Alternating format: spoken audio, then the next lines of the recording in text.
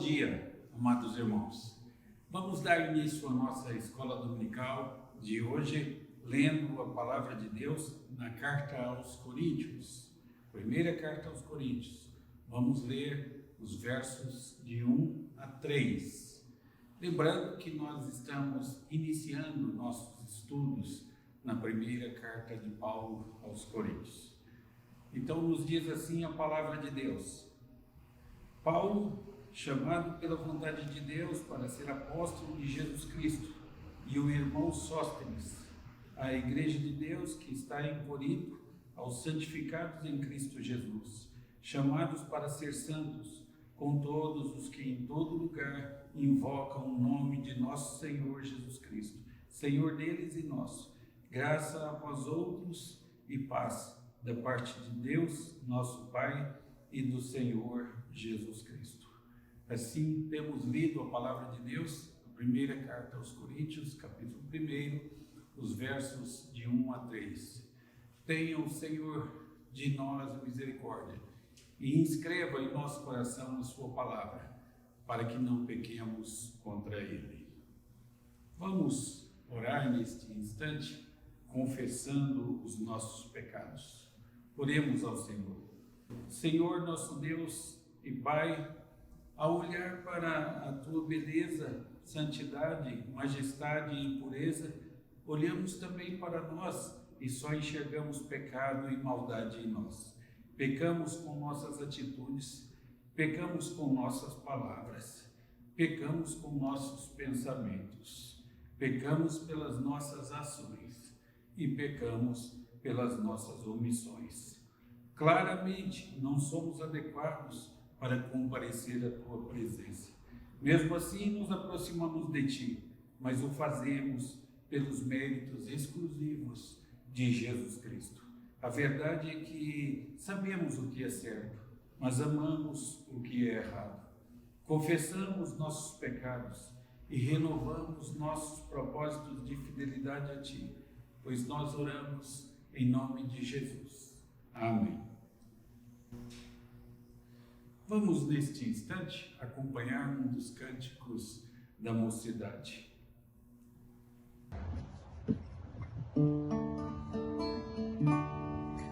Este mundo jamais pode me separar dos valores celestiais que eu vou receber. Meu tesouro e esperança estão no meu novo lar. Sou herdeiro com Cristo, vou com Ele morar.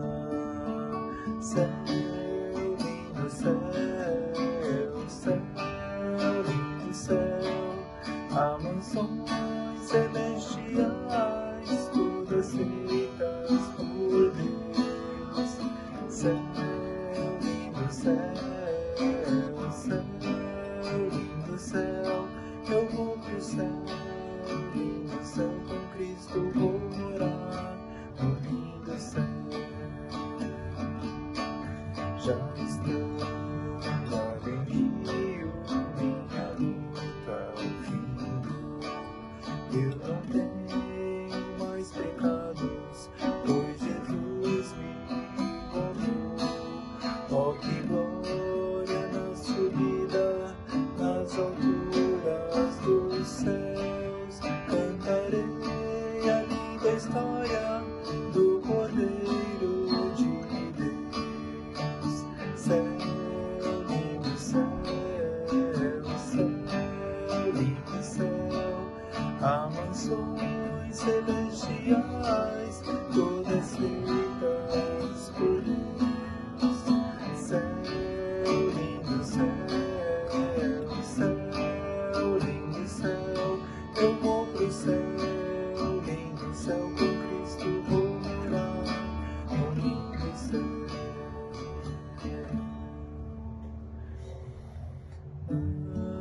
Manso e suave, Jesus convidando, chama por ti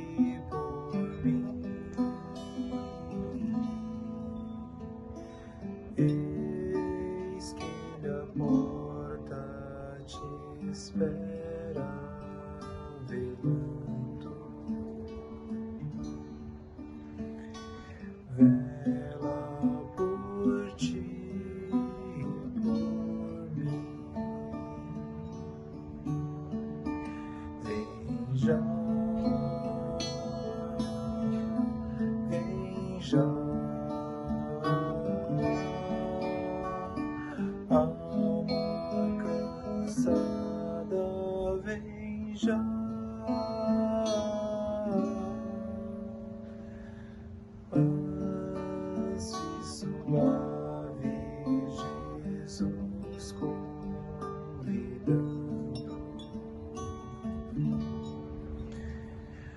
chama, ó pecador.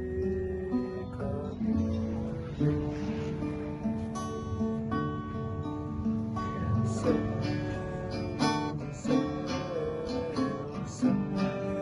lindo céu, abençoe celestiais, todas feitas por Deus. Céu, lindo céu, eu vou pro céu, lindo céu, com Cristo vou morar, no lindo céu.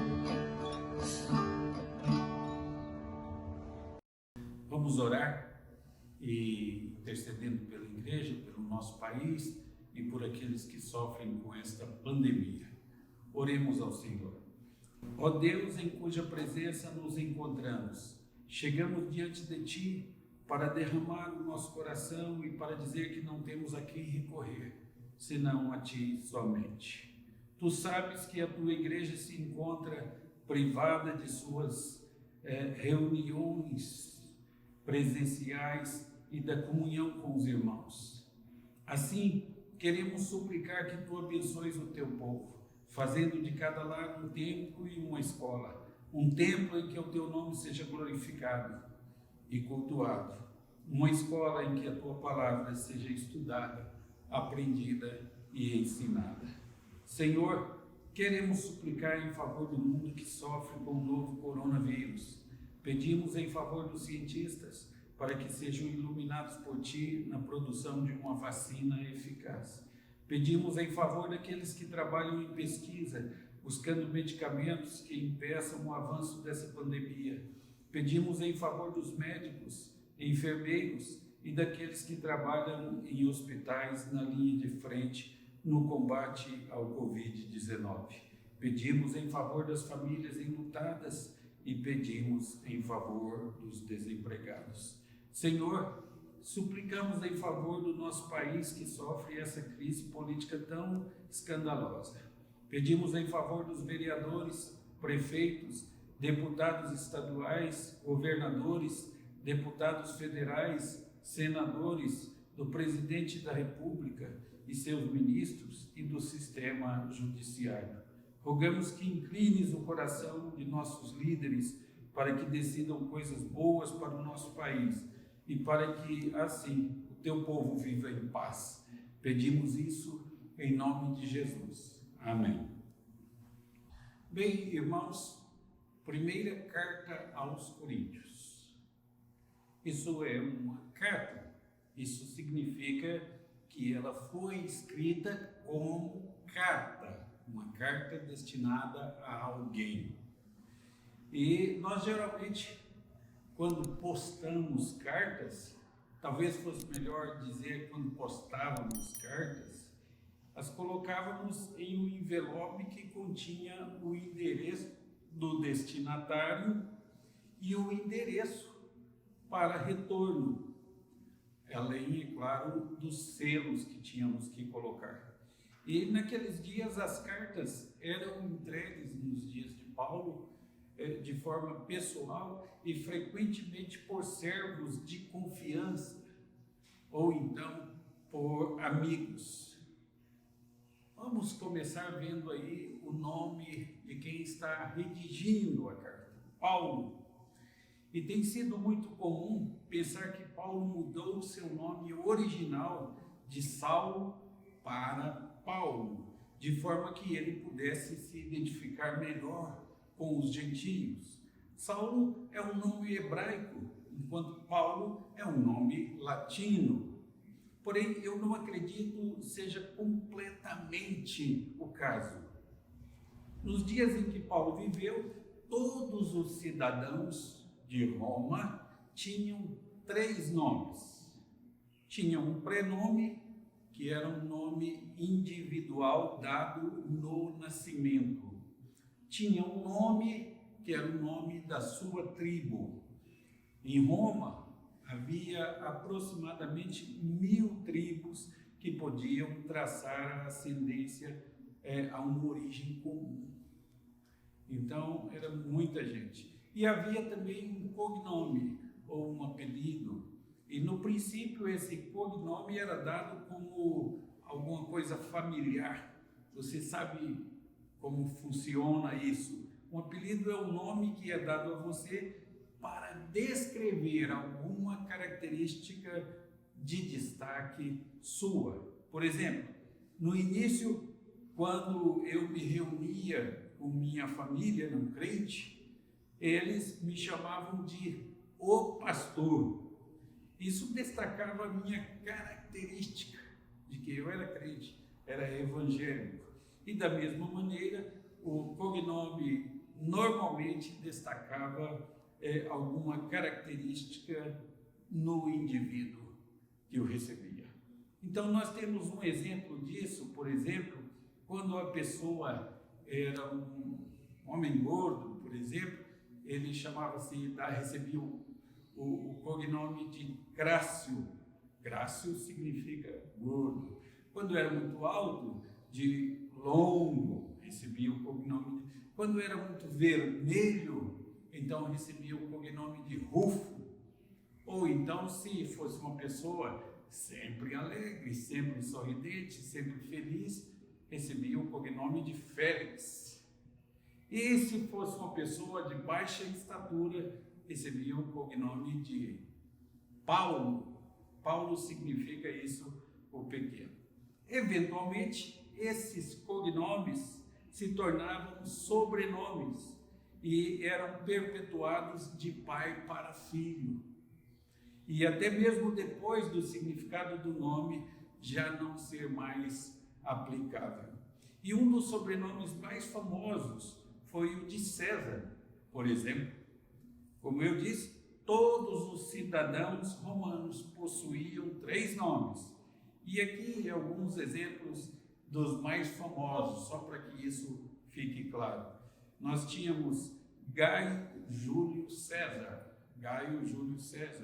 Públio Cornélio Espício, ou então Lúcio Sérgio Paulo. Como você viu nesses exemplos aí, Paulo era um cognome. E ele sempre era usado como um cognome. Como tal, era então um sobrenome. Mais ou menos como se as pessoas todas me chamassem de Arruda, não é? Há lugares em que as pessoas só me chamam de Pastor Arruda. E isso é mais ou menos assim que acontecia com Paulo. Então, Paulo tinha um nome judaico e também tinha esse nome romano.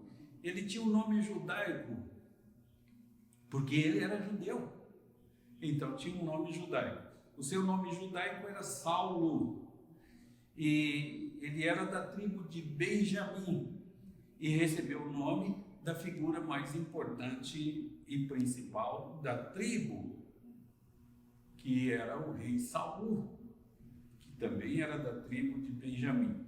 Então, embora Paulo fosse judeu, ele, na verdade, nasceu como cidadão romano. E algum tempo no passado, um dos seus antepassados foi adotado em uma família romana e recebeu um nome romano. E assim, quando Paulo usa este nome, ele está simplesmente usando um nome que servia melhor para identificá-lo com os gentios. E o seu nome romano era Paulo. Então, esse é o contexto do uso do nome do apóstolo. Bem, diz-nos aí o texto que ele foi chamado para ser apóstolo. Além deste prenome, e nome e cognome, os romanos também, ocasionalmente, os antigos romanos, usavam um agnome. O que é agnome? Era uma alcunha honorífica que se acrescentava ao nome de alguém para destacar uma de suas virtudes, ou então para lembrar a excelência de um de seus atos, seria mais ou menos equivalente ao que nós chamamos hoje de doutor. Colocamos um título antes do nome. Ou então, como as pessoas querem chamar de reverendo antes do nome. Então eu tinha mais ou menos assim, um prenome, Gaio, um nome, Júlio, um cognome, César, e um agnome. O agnome era imperador. Por exemplo, prenome, Públio, nome, Cornélio, cognome, Spício, e um agnome, africano. Então, Paulo também usa um agnome aqui. E ele se chama de apóstolo. Esse é o agnome, esse é o título pelo qual ele é tratado, apóstolo, e que também é a tradução grega do hebraico, da palavra hebraica shiliach. Um provérbio hebraico, um provérbio famoso hebraico, diz o seguinte, que a autoridade do enviado, do apóstolo, do shiliach, é igual à do que a envia, igual à autoridade daquele que a envia. Assim, a autoridade é inerente, faz parte do termo apóstolo, tanto no grego quanto no hebraico. Autoridade significa, quando dizia alguém que era apóstolo, ele tinha autoridade. Bem, embora a palavra apóstolo venha da raiz verbal para enviado de, parece ter um significado ainda mais específico nessa época. O que significa esse termo? Na verdade, os gregos usavam-no como um termo militar para o almirante da frota, um homem muito importante, que era comissionado com um dever especial, específico. E quando usado nesse sentido, parece falar de alguém enviado com autoridade especial. Alguém enviado com autoridade especial. Bom, isso quer dizer que Paulo foi um homem enviado com autoridade especial. E a autoridade a que ele se refere é a autoridade dada diretamente por Jesus Cristo. Ele tinha sido chamado para ser apóstolo. E da mesma maneira que os outros apóstolos tinham sido escolhidos por Jesus, assim Paulo também tinha sido chamado por Jesus. Isso não aconteceu durante o ministério terreno de Jesus, mas algum tempo depois. Se você vai lá na primeira carta aos Coríntios, no capítulo 15, nos versos 8 e 9, você pode ler assim: e afinal, depois de todos, foi visto também por mim, como por um nascido fora de tempo. Porque eu sou o menor dos apóstolos, diz Paulo, que mesmo não sou digno de ser chamado apóstolo, pois persegui a igreja de Deus. Bem, o Senhor chamou Paulo para ser apóstolo logo depois que a igreja primitiva foi estabelecida. O seu apostolado era um apostolado especial. Ele foi designado apóstolo e enviado para um ministério diferente daquele dos outros apóstolos. Ele foi enviado aos gentios para a nossa salvação. Nós somos os gentios. Isso levanta uma pergunta: por que Paulo menciona o seu apostolado? Por que ele faz isso? Há alguns que não podem resistir ao orgulho de usar os seus títulos, não há? Há alguns que gostam de ser chamados de doutores. E eu me recordo que depois que eu fui ordenado, então um presbítero de uma igreja meu amigo perguntou como deveria me chamar. E eu respondi a ele: que tal pelo meu nome? E alguns não podem resistir ao orgulho de usar os seus títulos. Mas eu não penso que esse fosse aqui o caso do apóstolo Paulo. Ele menciona o seu apostolado por uma razão. Ele menciona porque a sua autoridade apostólica estava sendo questionada. Estavam duvidando da sua autoridade apostólica. Então ele diz que era apóstolo. Eu tenho autoridade para isso. Na primeira carta aos Coríntios, capítulo 9, no verso 2, nós lemos assim: se não sou apóstolo para outrem, certamente o sou para vós outros, porque vós sois o selo do meu apostolado no Senhor, defendendo o seu apostolado.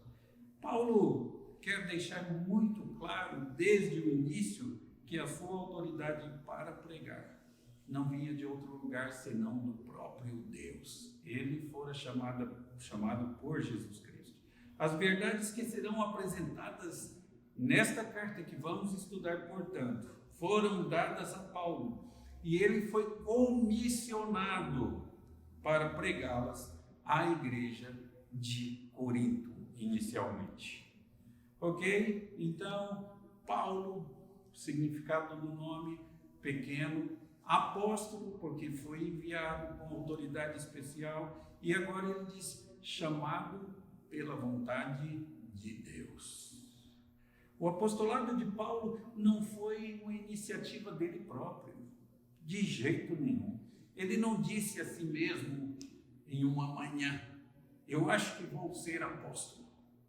Ele não fez um curso para apostolado ou se formou no seminário com um diploma de apóstolo. Nada disso. Ele se tornou um apóstolo, diz ele aqui, pela vontade de Deus. Deus escolheu Paulo para ser apóstolo. Deus o tomou e o separou do restante da raça humana para um propósito especial. Deus o separou e lhe deu dons espirituais especiais e o comissionou para fazer um trabalho especial.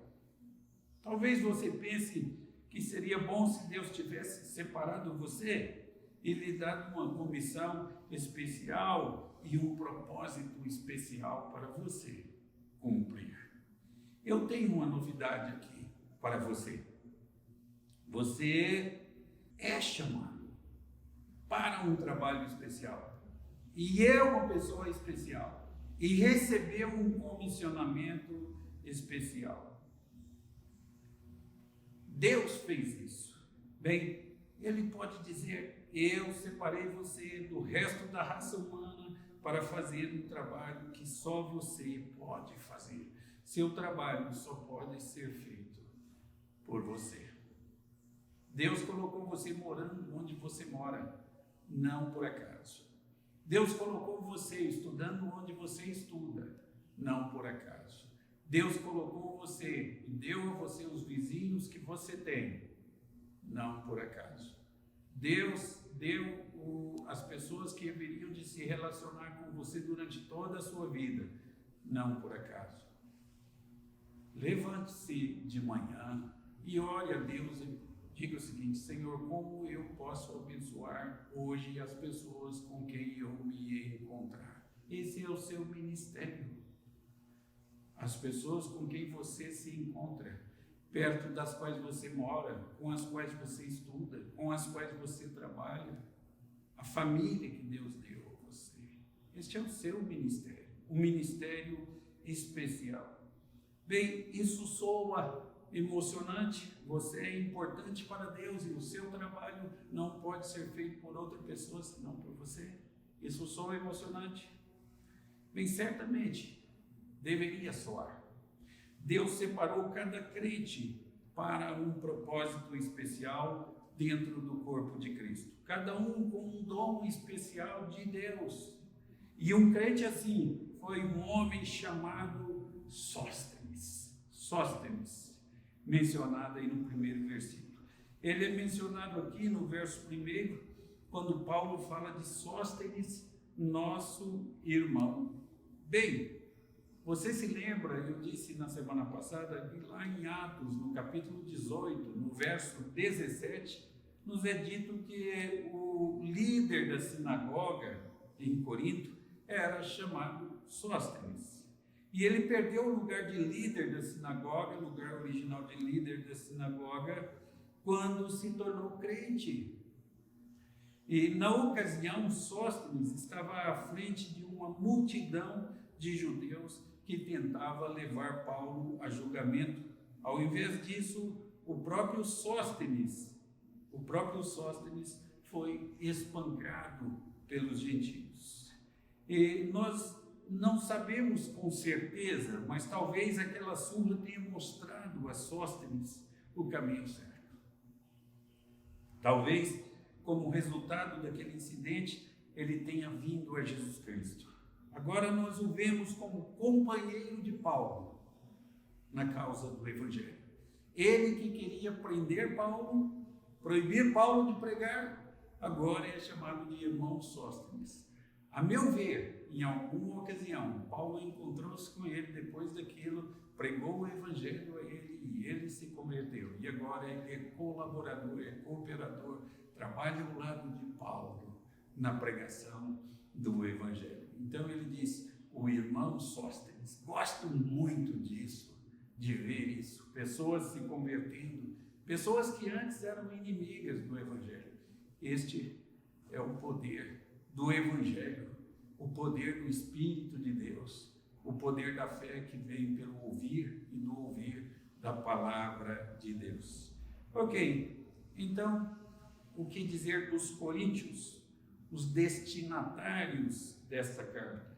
Os versos 1 e 2 do capítulo 1, então, da carta aos Coríntios, dizem-nos o seguinte: a igreja de Deus que está em Corinto, aos santificados, aliás, desculpe-me, o verso 2, aos santificados em Cristo Jesus, chamados para ser santos, com todos os que em todo lugar invocam o nome do Senhor Jesus Cristo, Senhor deles e nosso.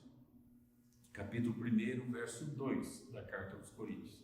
Então, esta carta é destinada a um grupo particular de pessoas. E, embora ela tenha aplicação para nós hoje, o destinatário original era bastante específico. Eles são chamados aí de 3 modos, são mencionados aí de 3 modos. A igreja de Deus que está em Corinto, depois, aos santificados em Cristo Jesus, chamados para ser santos, e depois, os que em todo lugar invocam o nome de nosso Senhor Jesus Cristo. A essas pessoas, a carta é destinada, são os destinatários. Então, são empregados todas as 3 designações para identificar os destinatários desta carta. E essas 3 descrições formam a definição do que vem a ser alguém temente a Deus, do que vem a ser um crente em Jesus Cristo. A primeira designação de Paulo aí, a igreja de Deus que está em Corinto, então, mostra que um crente é alguém que é membro da igreja de Deus. A palavra igreja refere-se a uma assembleia de pessoas. Infelizmente, os desigrejados estão errados. A Bíblia fala de igreja. Jesus resgatou a sua igreja. E nós somos conclamados a estar na casa do Senhor pelo salmista, enfim, por Paulo e por toda a palavra de Deus. Igreja é uma coisa importante. Um crente é alguém que se uniu ao povo de Deus. A comunhão é muito importante.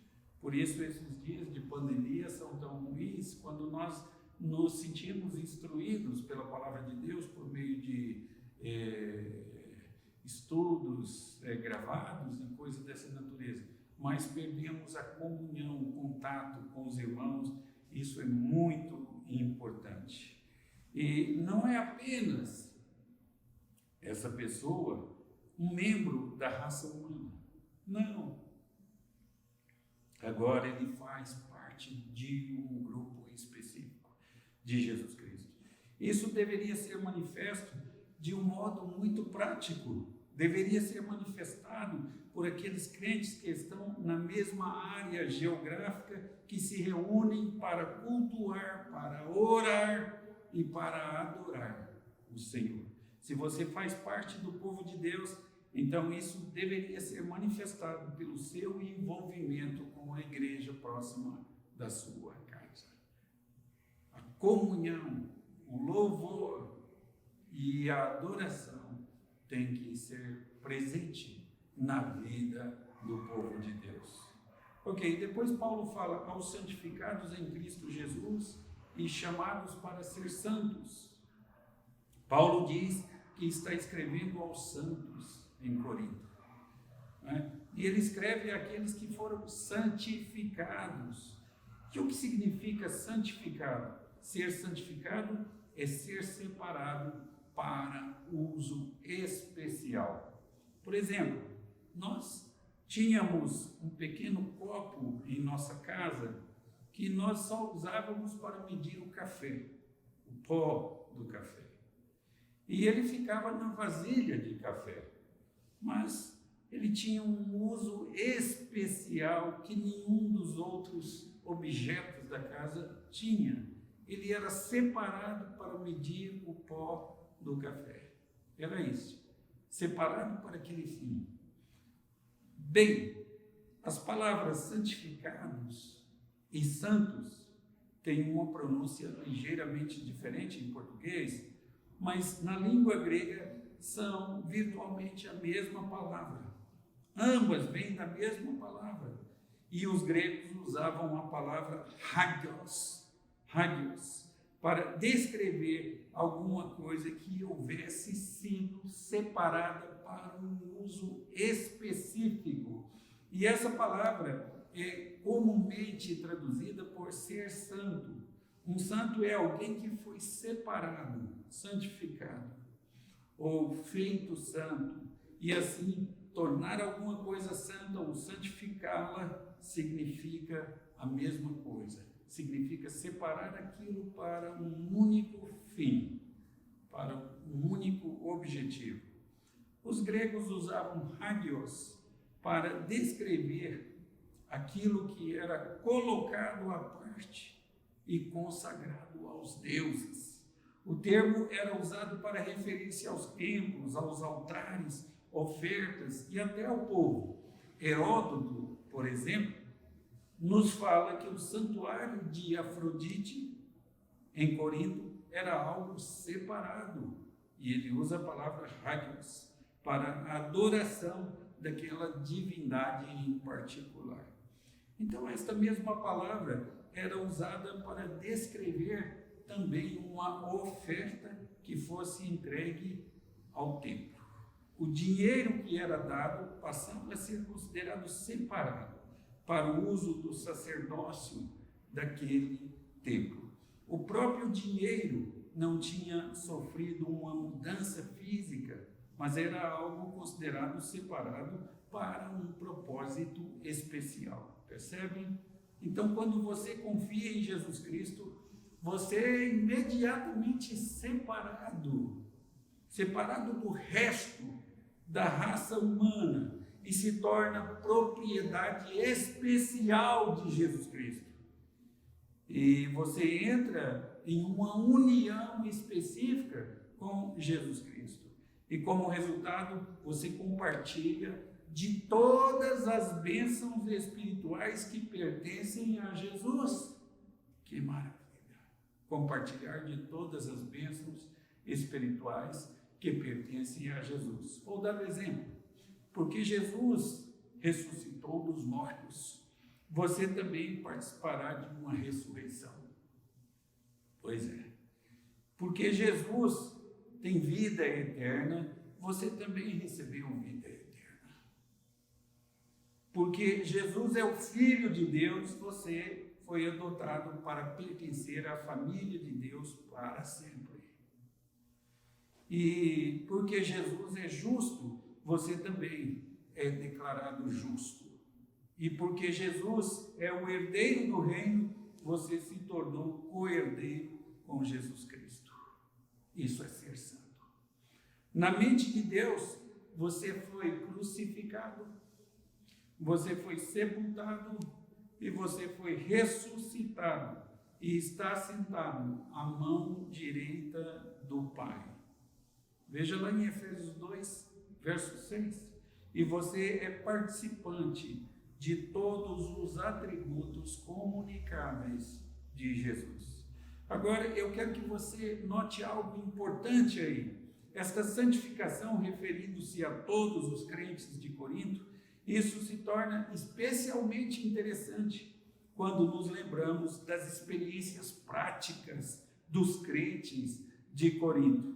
Quando lemos a carta no início, e até o fim, na verdade, aprendemos algumas coisas surpreendentes sobre o povo daquela igreja.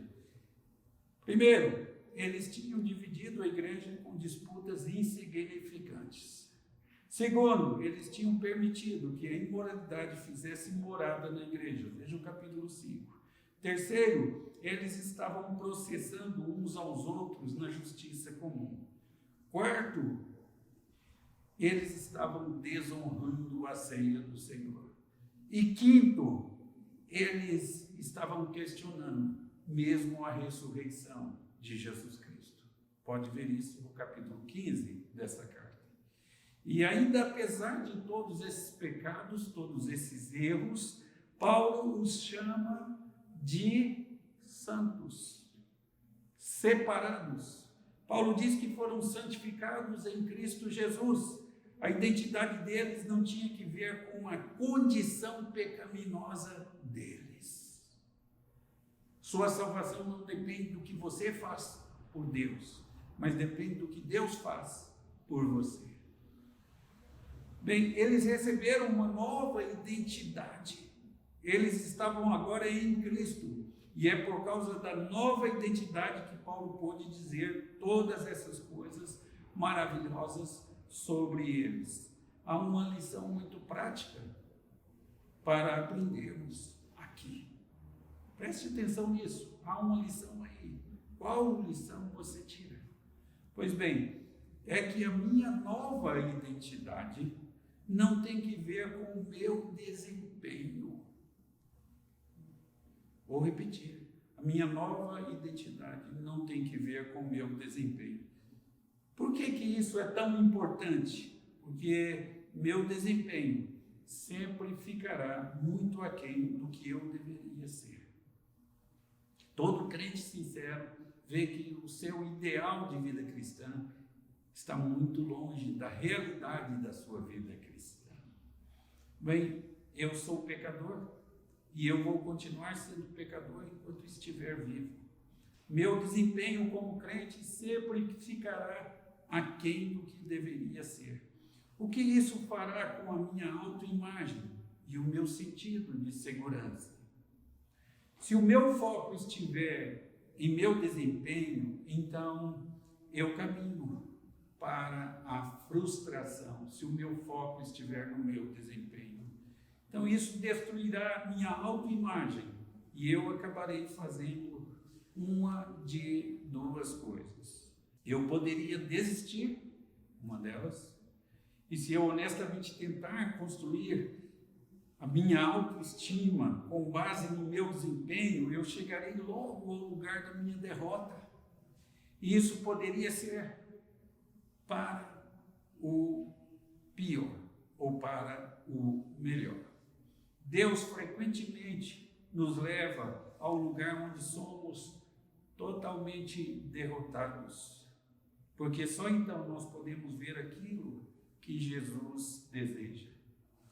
Como a gente pode ler na segunda carta aos Coríntios, verso importante, capítulo 12, no verso 9, nos diz assim: então ele me disse, a minha graça te basta, porque o poder se aperfeiçoa na fraqueza. De boa vontade, pois, mais me gloriarei nas fraquezas, para que sobre mim repouse o poder de Cristo. Que coisa maravilhosa! eu não dependo do meu desempenho para ser salvo. Eu dependo do que Deus fez por mim. Bem, se ele não chegar a desistir, ele pode também tentar fingir uma vida que ele não leva. Isso também é ruim. Há muitos crentes escondidos atrás de uma máscara de pseudo-espiritualidade. Eles dizem Senhor, Senhor para tudo, demonstram ser muito piedosos, mas na vida prática não são. O Novo Testamento grego tem uma palavra importante só para isso, e o termo é hipócrites. Hipócrites. E descreve o ator grego que segurava uma máscara em frente do rosto quando fazia um papel no teatro. É deste termo que derivamos a palavra nossa, hipócrita. Hipócrita. Bem, as igrejas de hoje estão cheias de pessoas que estão escondidas atrás de uma máscara de boas obras e frequência de igreja, buscando construir autoestima e impressionar os outros. O motivo disso é a nossa tendência para construir a nossa autoestima com base no que pensamos que os outros pensam de nós. E enquanto o correto seria construí-la com base naquilo que Deus pensa de nós, Deus nos vê com uma identidade nova. E essa identidade não depende do nosso desempenho. Ele tem uma imagem de nós que é exatamente igual à imagem de Jesus Cristo. Quando Deus olha para você, Ele vê você tão santo, tão puro e tão perfeito quanto Jesus Cristo é santo, puro e perfeito. Não fosse assim, você não entraria no reino celestial, porque lá não entra pecado. Então, quando Deus olha para você, todos os seus pecados foram colocados na conta de Cristo. E a justiça de Cristo foi colocada na sua conta. Que coisa maravilhosa, que coisa fantástica para a nossa vida. Ok, quero tratar ainda aí no verso 2, os que em todo lugar invocam o nome de nosso Senhor Jesus Cristo. Terceiro grupo a quem ele se dirige é o mesmo grupo, mas ele faz essa referência em 3 modos, né? Então, a terceira distinção de um crente é que ele é alguém que invoca o nome do nosso Senhor Jesus Cristo. Frequentemente, eu sou questionado se é suficiente acreditar em Deus. Não é assim? Bem, há um movimento crescente nas igrejas dizendo que não importa o que você acredita, contanto que você acredite. Não é assim também. Isso se chama fé na fé.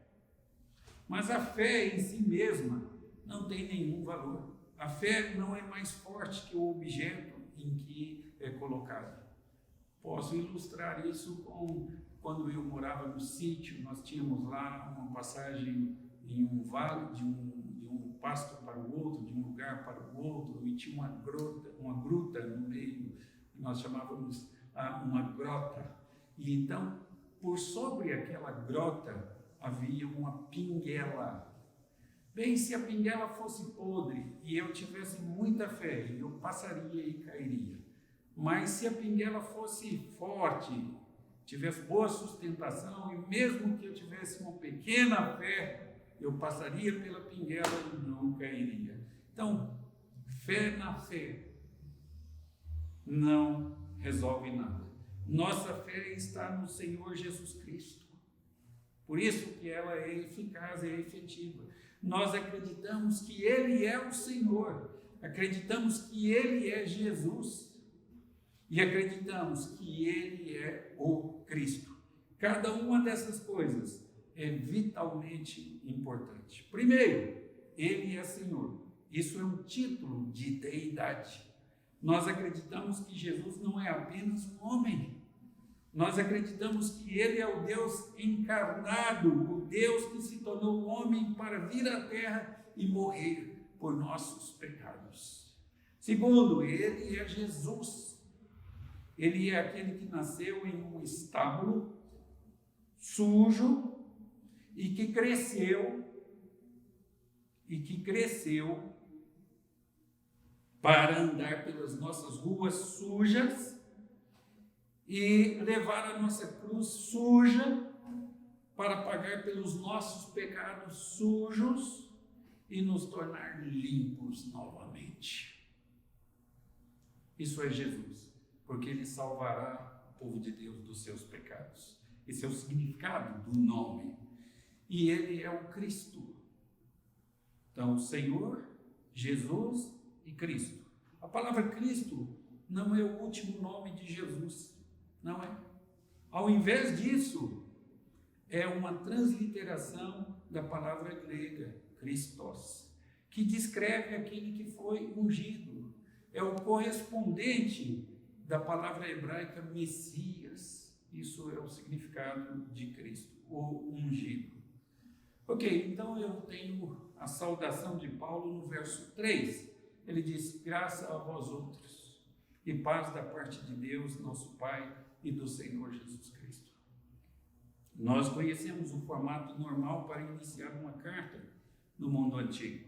O escritor começava se apresentando, então ele apresentava o nome dos destinatários e finalmente ele fazia uma saudação.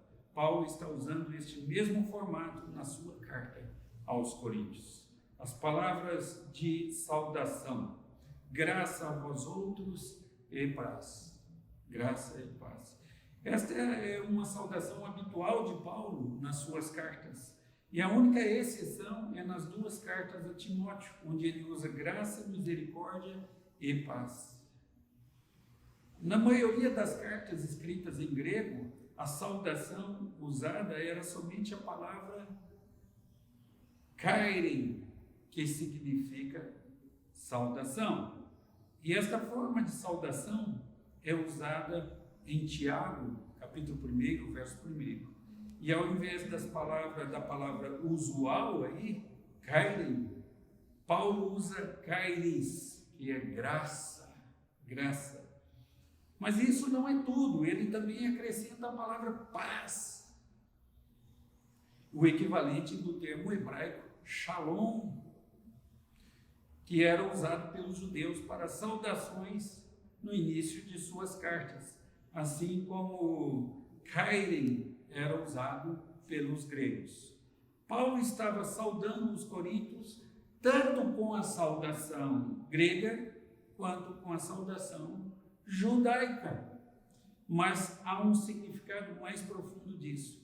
Há uma ordem definida aí no arranjo das palavras.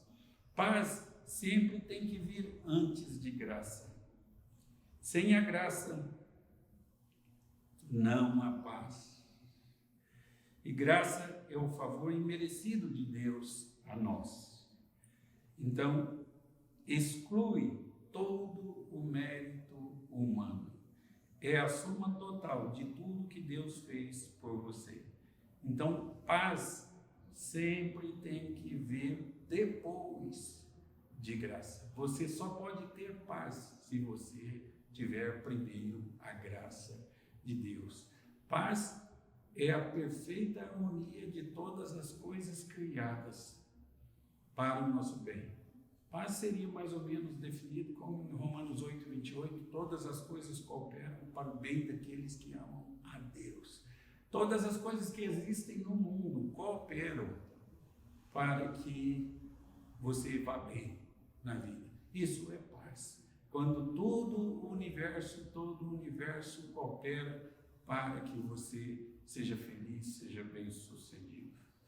Ok, este é o problema do mundo de hoje. As pessoas estão procurando achar paz, mas não se lembram da graça, de que elas precisam da graça de Deus primeiramente. Somente quando o homem conhece a graça de Deus e a aceita, ele pode encontrar a paz com Deus e, consequentemente, com os demais homens. Ok, vamos ver a fonte desta graça e paz. Ele diz, aí no verso 3, da parte de Deus, nosso Pai e do Senhor Jesus Cristo. Aqui está a fonte de toda a graça e toda a paz. É da parte de Deus. Primeiro, o Pai é mencionado. E uma vez que o Pai é posicionalmente maior que o Filho, ele é citado em primeiro lugar. E nossa graça e paz também vem do Filho. E esta não é uma fonte separada. É a mesma fonte. Há uma unidade entre as pessoas da deidade. E desta fonte, graça e paz estão disponíveis para os coríntios que estarão lendo esta carta. Os coríntios não mereciam isso. Eles não fizeram nada para ganhar o favor de Deus. E é assim que a graça sempre funciona. Ela sempre é dada aos indignos. Jesus veio para salvar pecadores. Os sãos não necessitam de médicos. A igreja não é uma sociedade, é uma associação de pessoas de bem. A igreja é uma associação de pecadores que receberam a graça de Deus, o favor imerecido de Deus. Deus oferece a sua graça e Deus oferece a sua paz a você. Você pode viver em paz com Deus, ao invés de ser de Deus inimigo. Você pode fazer isso agora mesmo, confiando em Jesus Cristo como seu Senhor e como seu Salvador. Que problemas você está enfrentando na sua vida? Deus fez previsão disso para você. Ele fez provisão para seus problemas e até mesmo antes de você nascer. Ele fez provisão para esses problemas antes que o tempo começasse. E você pode confiar nele e pode experimentar a resultante graça e paz advindas dele. Deus abençoe você, que você tenha graça e paz. Esse é um cumprimento, uma maneira de cumprimentar as pessoas muito adequada. Graça e paz. Deus abençoe a todos nós e nos conceda paz decorrente da graça. Amém. Em virtude do que estudamos em nossa escola, vamos orar respondendo a Deus com relação à nossa disposição para seguir os ensinamentos da Bíblia. Oremos. Senhor, nosso Deus e nosso Pai, louvamos o Teu nome pela Tua palavra. Ela nos ensina a orar pelos motivos corretos. Ajuda-nos a lê-la, ajuda-nos a compreendê-la e, compreendendo-a, colocá-la em prática em nossa vida. Queremos orar na direção correta, pelos motivos corretos e com confiança. Queremos ser filhos melhores, queremos amar o próximo e queremos Te amar acima de todas as coisas. Queremos, Senhor, ter paz com todos os povos. Queremos ser um verdadeiro templo, onde os homens venham buscar a Deus. Queremos desempenhar nosso ministério, desenvolver nossos dons para que sejamos úteis no Teu reino. Queremos caminhar de forma diferente, ver a luz, ser compassivos, agir como Cristo, viver sem presunção, exibir uma natureza renovada e queremos usar aquilo que foi criado para nós. Queremos não apenas saber o que é certo, queremos também fazer o que é certo. Pedimos isso em nome de Jesus. Amém. Vamos acompanhar mais um dos cânticos da mocidade.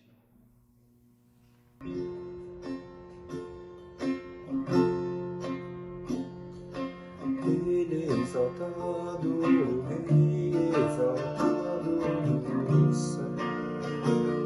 Eu louvarei, Ele é exaltado, para sempre exaltado seu nome.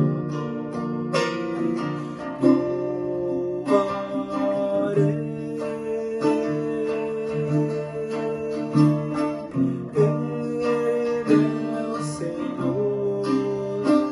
Verdade vai sempre reinar. Terra e céu glorificam Teu nome. Ele exaltado, o Rei exaltado no céu. Ele exaltado, o Rei exaltado no céu. Eu louvarei, Ele exaltado, para sempre exaltado seu nome. Louvarei.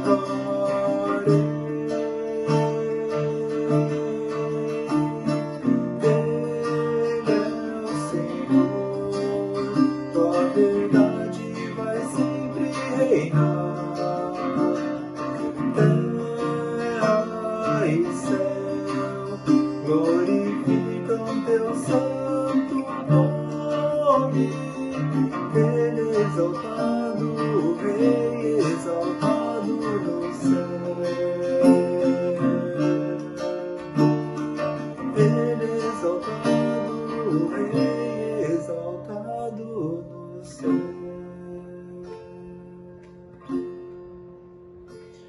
Quão grande é o meu Deus, cantarei. Quão grande é o meu Deus, todos hão de crer. Quão grande é o meu Deus, quão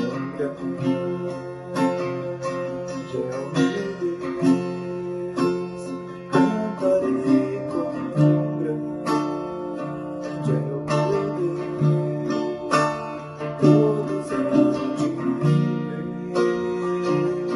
Quão grande é o meu Deus.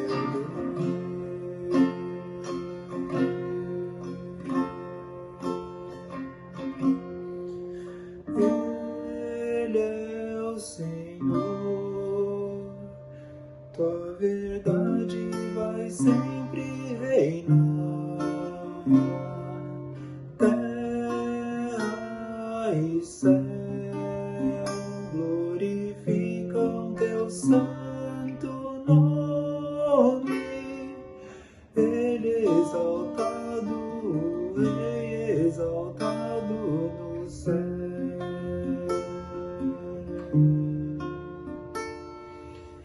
Ele é exaltado, o Rei exaltado no céu.